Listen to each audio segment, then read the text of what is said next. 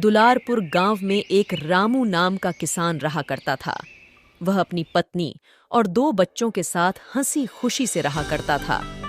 एक बार जब खेतों में गेहूं की कटाई चल रही थी, सभी तैयार होकर खेतों की तरफ जाने लगे। मैं जा रहा हूँ खेतों में, और सुनो, तुम खाने की टिफिन लेकर जल्दी से आ जाना। ठीक है जी, ला दूंगी मैं, आप जाइए। रामू खेतों में पहुंच करके खेतों में काम करने लग जाता है। तभी कुछ देर बाद खेतों के तरफ गांव का सेठ और उसकी पत्नी अपनी खेतों को देखने के लिए आते हैं। ये देखिए जी, यह रामू है। मैं सुनी हूँ कि इसका गेहूं का फसल बहुत अच्छा हुआ है। इस बार हम इससे ही 2-3 बोरी गेहूं खरीद लेते हैं। ठीक है, पूछता हूँ। रामू, ओ रामू।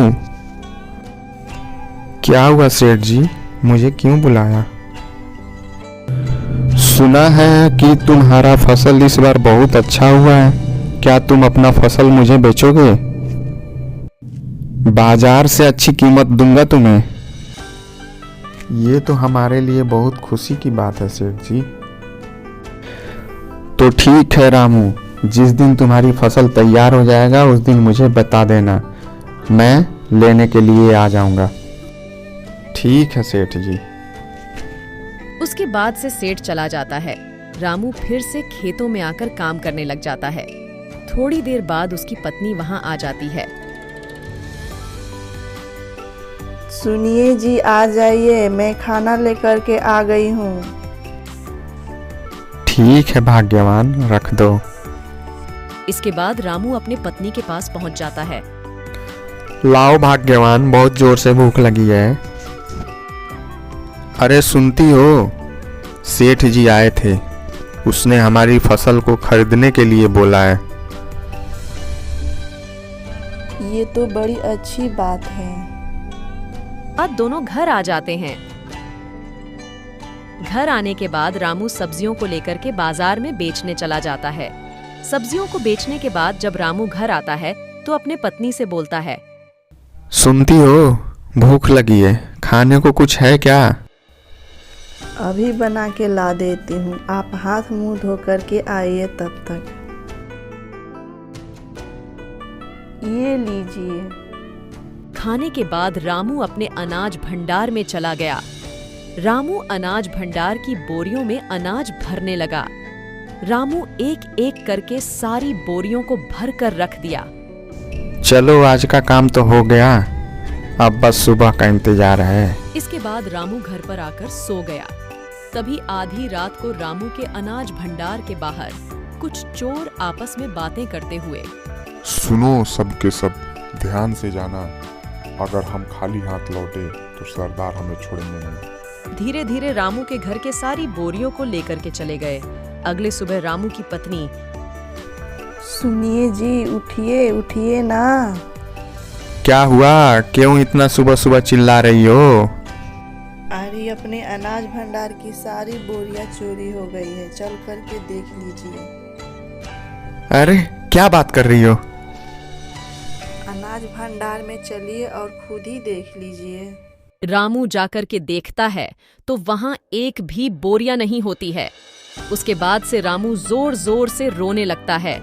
रामू रो ही रहा था, उतने ही देर में सेठ भी आ जाता है और आते ही बोलता है, रामू, अनाज की बोरिया तैयार हो गया?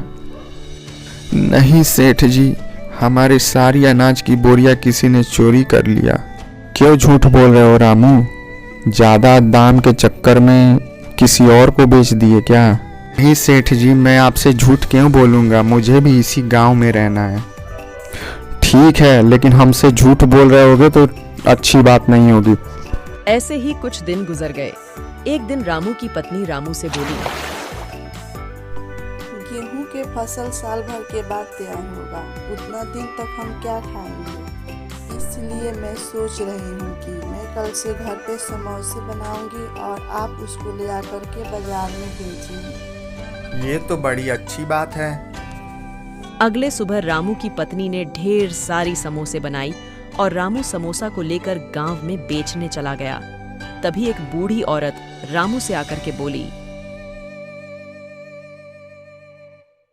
रामू बेटा, सुना है कोई तुम्हारा सारा अनाज चोरी कर लिया। मुझे बड़ी दुख हुआ ये बात सुन। सही सुना है काकी आपने। अब कोई क्या कर सकता है। छोड़िए सारी पुरानी बातें और यह समोसा खाइए और खाकर बताइए कि कैसा लग रहा है।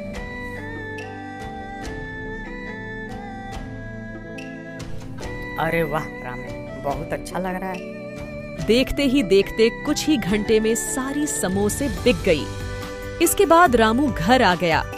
घर आकर अपनी पत्नी से बोला, अरे सुनती हो, आज के बाद तुम और ज्यादा समोसे बनाया करो, क्योंकि तुम्हारे समोसे की बड़ी मांग है इस गांव में।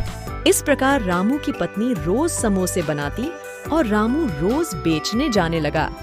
इस तरह रामू के घर के आमदनी दिन पर दिन बढ़ने लगी।